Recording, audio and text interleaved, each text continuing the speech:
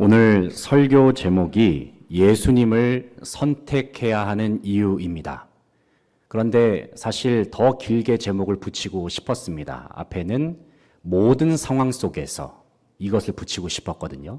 모든 상황 속에서 예수님을 선택하는 이유.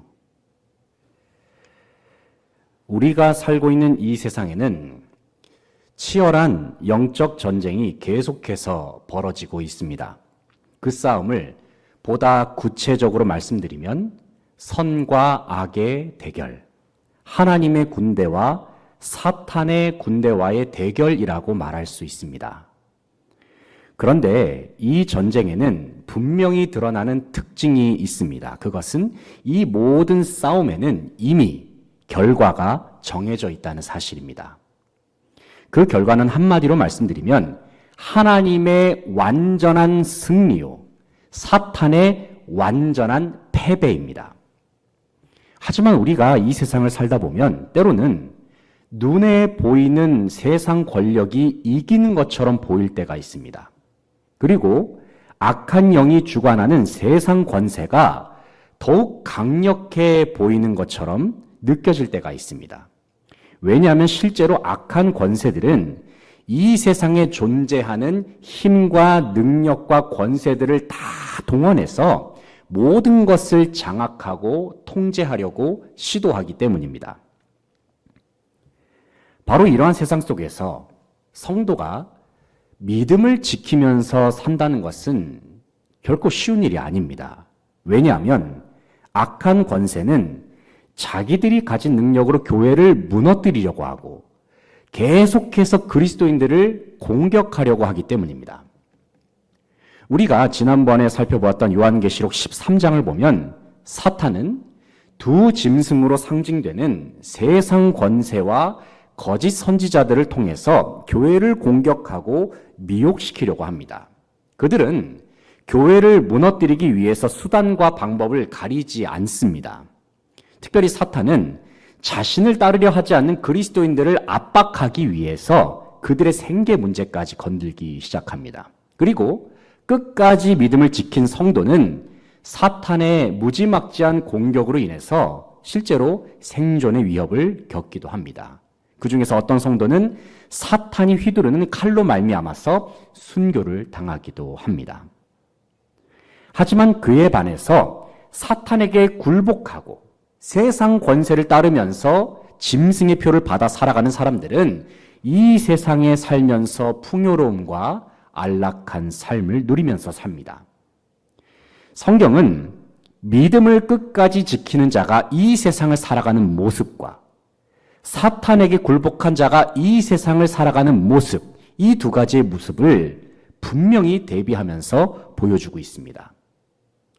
이처럼 확실하게 대조되는 두 장면을 떠올려 보면 우리가 세상에서 믿음을 지키고 주님을 배반하지 않으면서 살아가는 삶은 진정 십자가를 짊어지는 삶이요, 좁은 문으로 들어가는 삶과도 같음을 생각해 봅니다.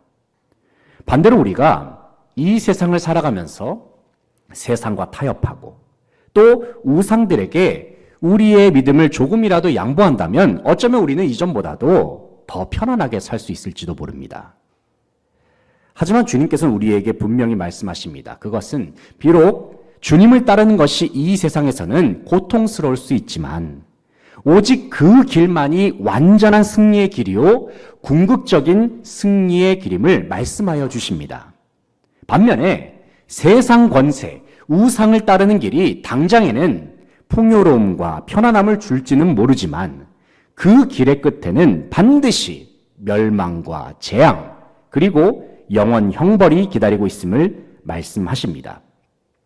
이미 결론은 정해졌습니다. 결말은 너무나도 확실합니다. 성경에 분명히 그렇게 기록되어 있습니다. 그렇다면 우리는 무엇을 선택해야 하겠습니까?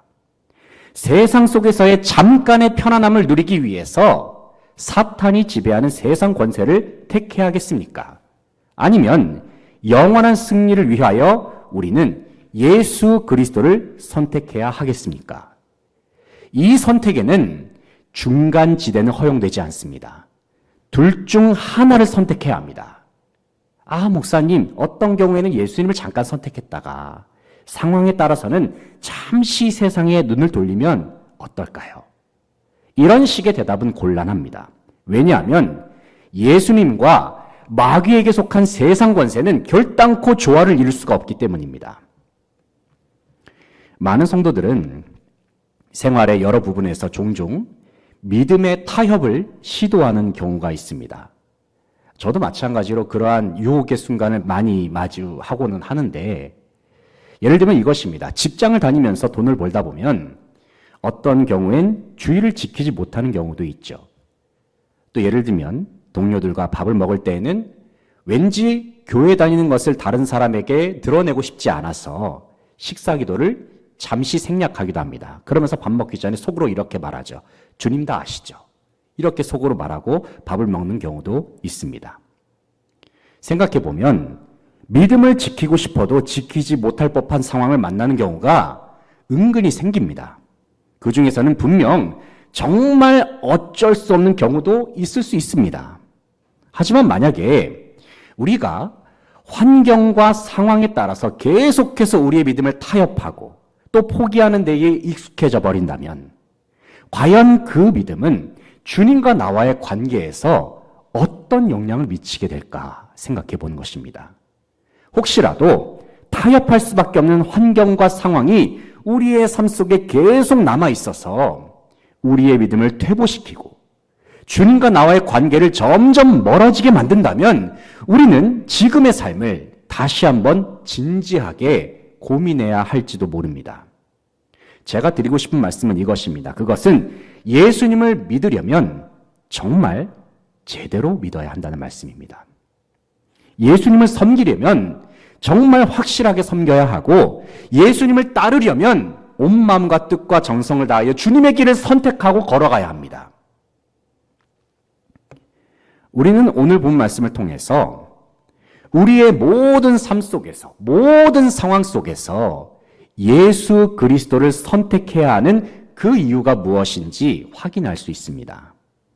참으로 혼란스럽고 어지러운 이 시대 속에서 우리에게 완전한 승리를 허락하시는 예수님만 바라보면서 더욱 굳센 믿음으로 무장하며 나아가는 저와 여러분 되시기를 소망합니다. 첫째는 구원의 승리가 우리를 기다리고 있기 때문에 우리는 예수님을 선택해야 합니다. 구원의 승리가 우리를 기다리고 있습니다. 본문 1절 말씀 같이 읽겠습니다. 1절 시작.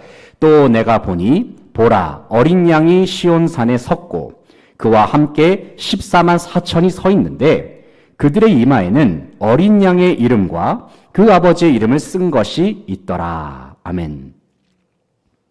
1절을 보면 요한은 시온산에 서 있는 어린 양과 그와 함께한 14만 4천 명의 성도들을 보았다고 증언하고 있습니다.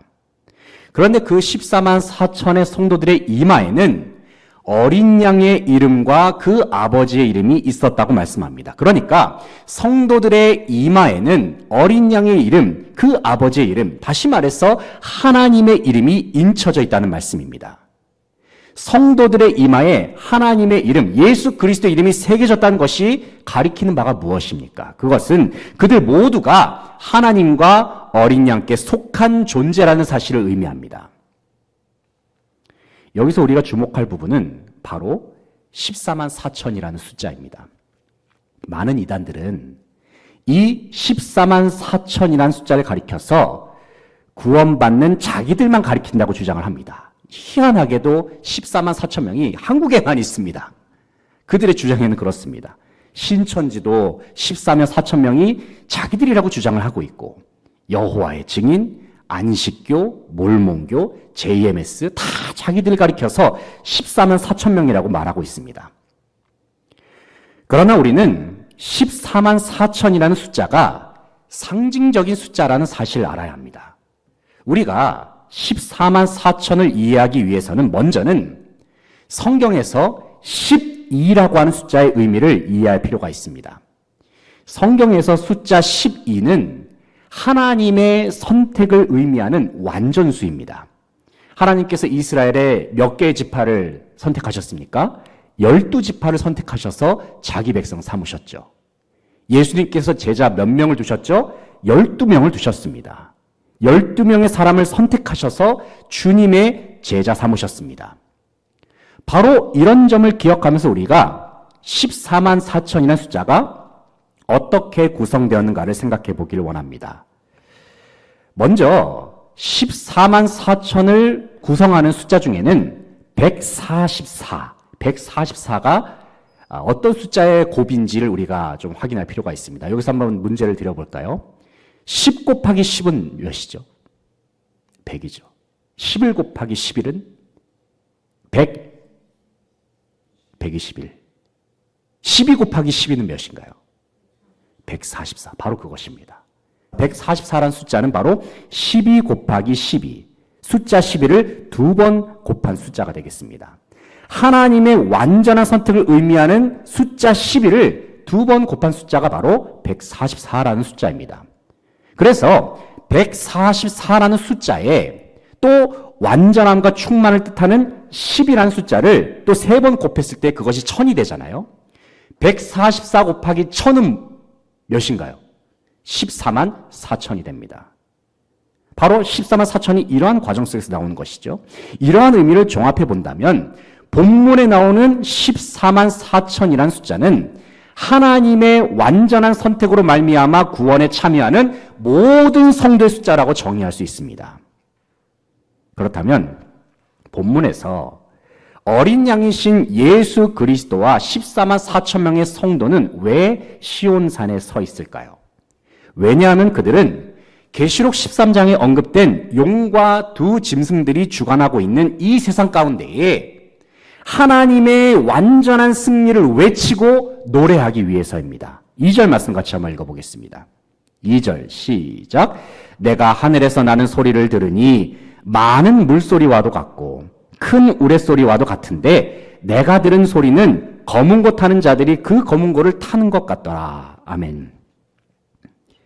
본문 2절을 보면 내가 하늘에서 나는 소리를 들으니 많은 물소리와도 같고 큰 우레소리와도 같은데 내가 들은 소리는 검은 고 타는 자들이 그 검은 고를 타는 것 같더라 말씀합니다. 요한은 환상 중에 들리는 성도들의 찬양 소리가 마치 많은 물소리와 같이 우렁차고 큰 우레소리와 같이 장엄하며 그리고 검은 고를 타는 것처럼 아름다웠다 묘사하고 있습니다. 세상에는 악한 마귀 권세들이 마치 자기들이 승리자인 양 행동하면서 힘을 발휘하고 있습니다. 하지만 그러한 모습에 아랑곳하지 않고 예수님께 속한 14만 4천의 성도들은 이 세상에서 완전한 하나님의 승리를 외치면서 찬양하며 노래하고 있습니다. 분명 본문에 나오는 14만 4천에 속한 성도들도 이 세상에서 살았을 때에는 믿음을 지키는 중에 많은 고난과 어려움을 겪었을 것입니다. 많은 눈물도 흘렸을 것이고 말할 수 없는 슬픔과 아픔도 겪었을 것입니다. 하지만 그들에게는 세상은 절대로 따라 부를 수 없는 노래가 그들에게 있었습니다. 그것은 바로 하나님께만 올려드릴 수 있는 신령한 노래, 하나님께 올려드리는 경배와 찬양이었습니다. 본문 3절 말씀을 같이 한번 읽어보겠습니다. 3절 시작. 그들이 보좌 앞과 내 생물과 장로들 앞에서 새 노래를 부르니 땅에서 속량함을 받은 14만 4천 밖에는 능히 이 노래를 배울 자가 없더라. 아멘. 요한은 증언합니다. 보좌 앞과 내 생물과 장로들 앞에서 부르는 새 노래는 오직 땅에서 속량함을 받은 14만 4천 명의 성도들, 즉 교회만 부를 수 있는 노래라는 사실입니다. 사랑하는 성도 여러분, 우리가 하나님을 예배하는 가운데 이처럼 주님의 이름을 노래하면서 주님을 찬양할 수 있다는 것은 참으로 놀라운 특권입니다. 분명 이 세상에서 믿음을 지키며 사는 일은 쉽지가 않습니다. 그러나 우리의 입술에 하나님이 허락하신 찬양이 끊이질 않는다면 우리는 힘들고 어려운 모든 현실을 능히 이겨내고도 남음이 있을 것입니다. 우리를 구원하신 하나님을 다 함께 찬양할 수 있기를 소망합니다. 우리를 자기 백성으로 삼으신 하나님을 찬양할 수 있기를 소망합니다. 그리고 우리를 승리케 하시는 주님을 찬양하는 저와 여러분의 복된 삶이 되시기를 소망합니다. 둘째는 최후의 승리가 우리를 기다리고 있기 때문에 우리는 예수님을 선택해야 합니다. 최후의 승리가 우리를 기다리고 있습니다. 12절 말씀 같이 한번 읽어보겠습니다. 12절 시작. 성도들의 인내가 여기 있나니 그들은 하나님의 계명과 예수에 대한 믿음을 지키는 자니라. 아멘. 12절 말씀에 성도들의 인내가 여기 있나니, 여기서 인내라는 단어가 나오죠. 그들은 하나님의 계명과 예수에 대한 믿음을 지키는 자니라. 인내와 믿음. 우리는 이 말씀을 통해서 하나님께서는 이 땅을 살아가는 모든 성도들에게 인내와 믿음을 요구하고 계심을 알 수가 있습니다. 심지어는 믿음을 지키다가 순교를 하게 될지라도 끝까지 주님을 부인하지 말 것을 당부하십니다. 왜냐하면 끝까지 믿음을 지키고자 애를 쓰고 고생한 성도의 삶의 끝에는 주님께서 주시는 완전한 안식이 기다리고 있기 때문입니다. 이어지는 13절 같이 한번 읽어보겠습니다. 13절 시작. 또 내가 들으니 하늘에서 음성이 나서 이르되 기록하라. 지금 이후로 주 안에서 죽는 자들은 복이 있도다 하시매 성령이 이르시되 그러하다. 그들이 수고를 그치고 쉬리니 이는 그들의 행한 일이 나름이라 하시더라. 아멘. 방금 읽은 말씀에서 하늘에서 나오는 음성이 이렇게 말합니다. 주 안에서 죽는 자들은 복이 있도다. 왜 주님 안에서 죽는 자들, 순교한 자들이 복이 있습니까? 왜냐하면 하나님께서 그들이 세상 속에 살면서 믿음을 지키려고 인내하고 참아왔던 모든 수고들을 하나님이 다 기억하고 계시기 때문입니다. 동시에 믿는 자들이 세상에서 살 때에 그들을 핍박하고 조롱하였던 세상 권세는 하나님의 심판으로 인하여 완전히 멸망당할 것이기 때문입니다.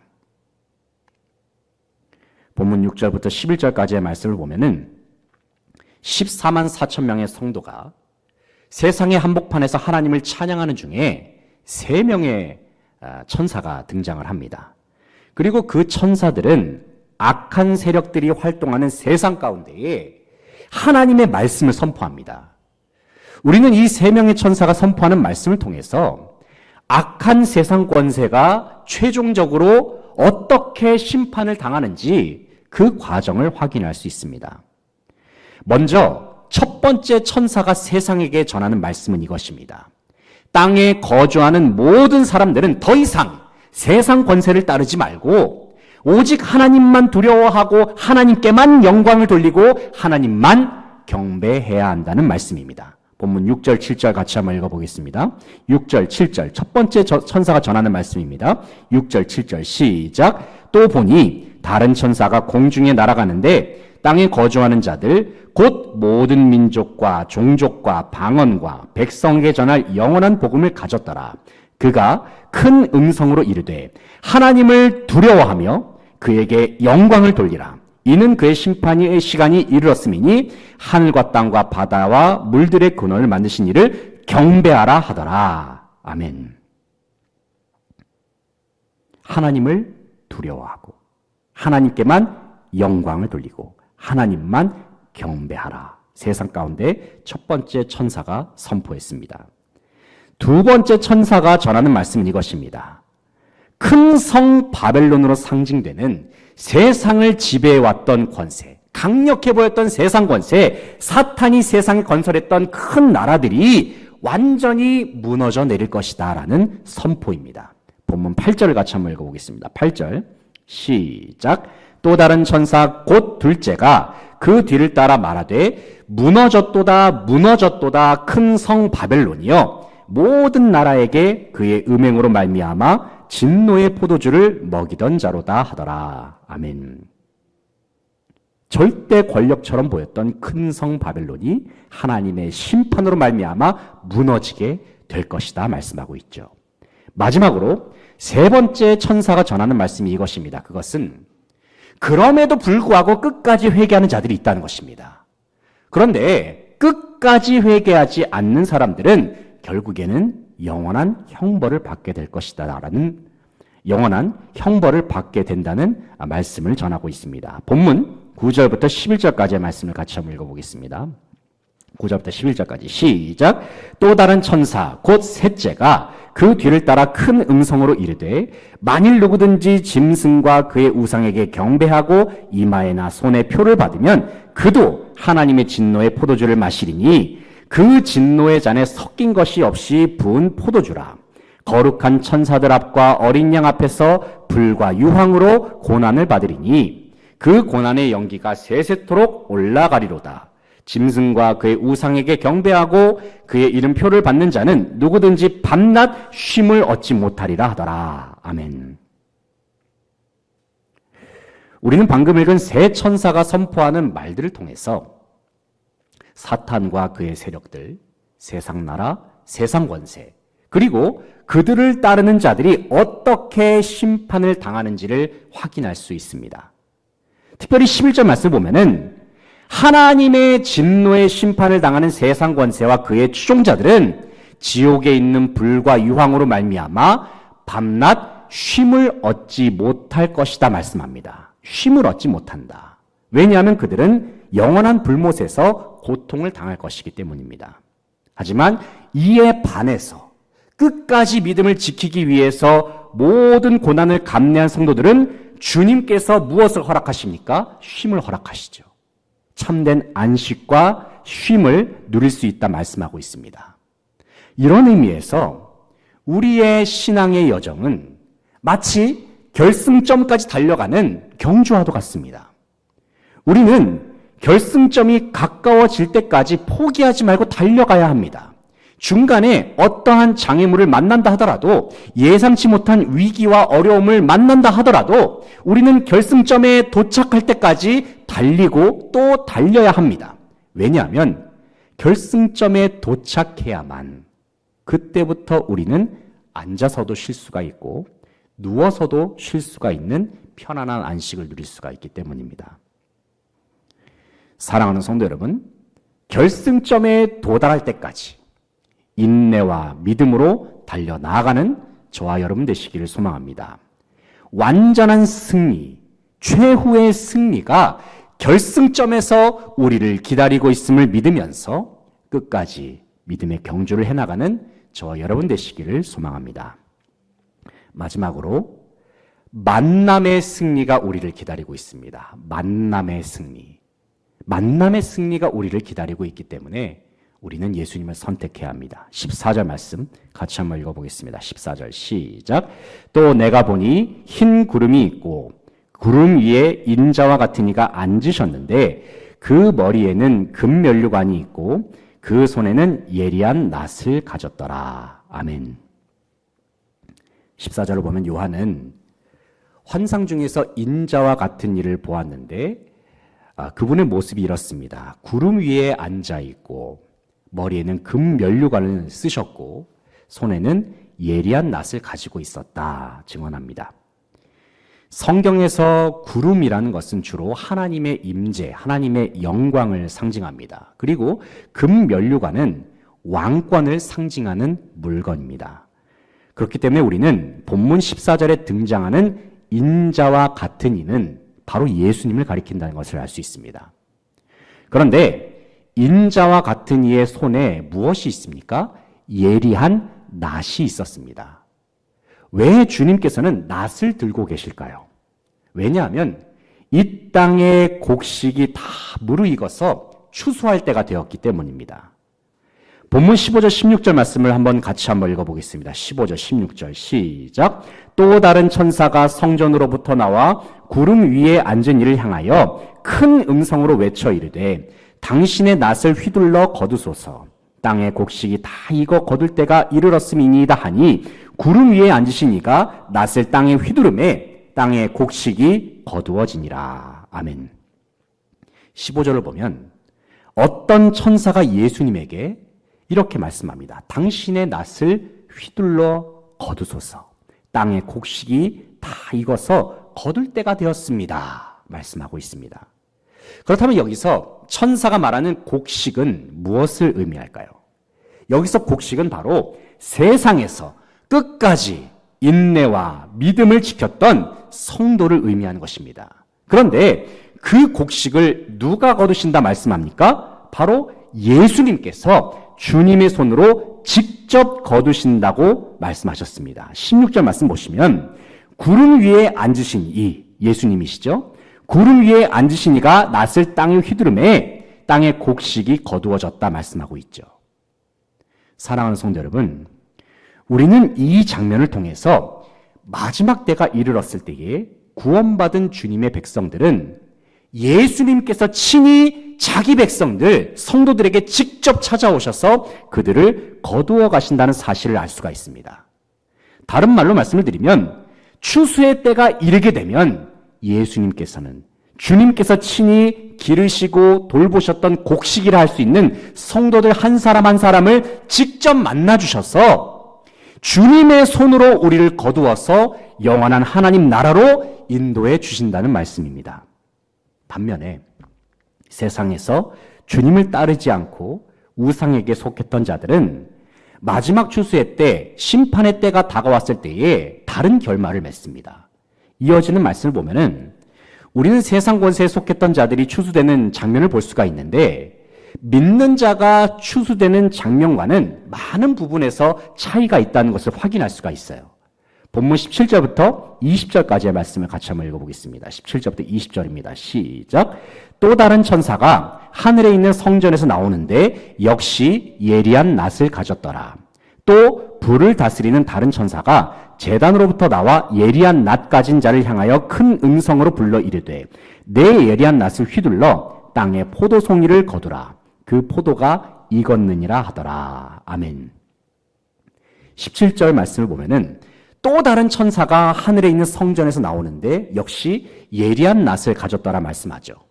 우리는 이 말씀을 통해서 우상에게 속했던 자들을 추수하는 일은 예수님께서 하신 것이 아니라 다른 천사가 감당하고 있다는 사실을 알 수가 있습니다. 그리고 이어지는 말씀을 보면은 우리는 천사가 추수하는 세상 사람들의 모습이 곡식의 모습이 아니라 포도송이로 비유되었음을 확인할 수 있죠. 18절의 하반절을 보면 어떤 큰 음성이 예리한 낫을 가진 천사에게 이렇게 명령합니다. 내 예리한 낫을 휘둘러서 땅에 포도송이를 거두라. 그 포도가 익었느니라. 거둘 때가 되었다는 말이죠. 바로 이 음성에 순종해서 낫을 가진 천사는 그 땅의 포도송이를 거두어들이기 시작합니다. 그런데 거두어들인 포도송이가 옮겨진 곳이 어디냐면 바로 하나님의 진노의 틀이었습니다. 포도송이가 하나님의 진노의 틀에 던져졌을 때에 포도송이들은 그 틀에서 짓밟히면서 짓눌립니다. 그런데 포도를 틀에 넣어서 짓밟았다면 마땅히 포도즙이 나와야 되잖아요. 그런데 틀에서 나온 것이 무엇이었냐면은 붉은 피였습니다. 그것도 엄청나게 많은 양의 피가 흘러나왔습니다. 본문 19절, 20절 말씀을 다시 한번 읽어보겠습니다. 19절, 20절 다시 한번 읽겠습니다. 시작. 천사가 낫을 땅에 휘둘러 땅의 포도를 거두어 하나님의 진노의 큰 포도주 틀에 던짐에 성 밖에서 그 틀이 밟히니 틀에서 피가 나서 말 굴레까지 닿았고 1600 스타디온에 퍼졌더라. 아멘. 방금 읽은 말씀에서 우리는 천사가 낫을 휘둘렀을 때에 본문에 기록된 포도송이들, 이 말을 바꿔 말하면 두 짐승에게 속했던 사람들을 가리킵니다. 이 포도송이들이 어떠한 심판을 당하는가를 우리는 확인할 수가 있습니다. 그들은 하나님의 진노의 틀, 포도주 틀에서 잔인하게 짓밟히는 심판을 당합니다. 그리고 20절의 하반절을 보면 그들이 흘렸던 피가 말 굴레까지 닿았고 1600 스타디온에 퍼졌더라 말씀하고 있죠. 여기서 말 굴레라는 물건은 말의 머리를 두르고 그리고 입을 감쌀 때 사용하는 끈을 말합니다. 그런데 그들이 흘렸던 피가 말 굴레의 높이까지 차올랐다는 것이거든요. 그만큼 많은 사람들의 피가 그 틀에서 나왔다는 것을 의미하는 말입니다. 20절의 하반절을 보면 그들의 피가 흘러간 영역이 약 1600 스타디온 크기로 퍼졌다 말씀하고 있습니다. 여기서 1600 스타디온은 오늘날의 단위로 환산을 하게 되면 290km에서 한 320km 정도 되는 크기를 의미합니다. 이처럼 최후의 심판이 임했을 때에는 세상 속에서 하나님 무서운 줄 모르고 떵떵거리면서 살았던 사람들은 정말 비참한 최후를 맞이한다는 것을 알 수가 있습니다. 그들은 이 세상에 사는 동안에는 하나님을 부인하고 오로지 자신의 욕심과 정욕만을 채우면서 살았습니다. 하지만 그랬던 그들을 기다리고 있던 것은 두렵고도 맹렬한 심판이었습니다. 방금 우리는 두 가지의 대비되는 추수의 장면을 살펴보았습니다.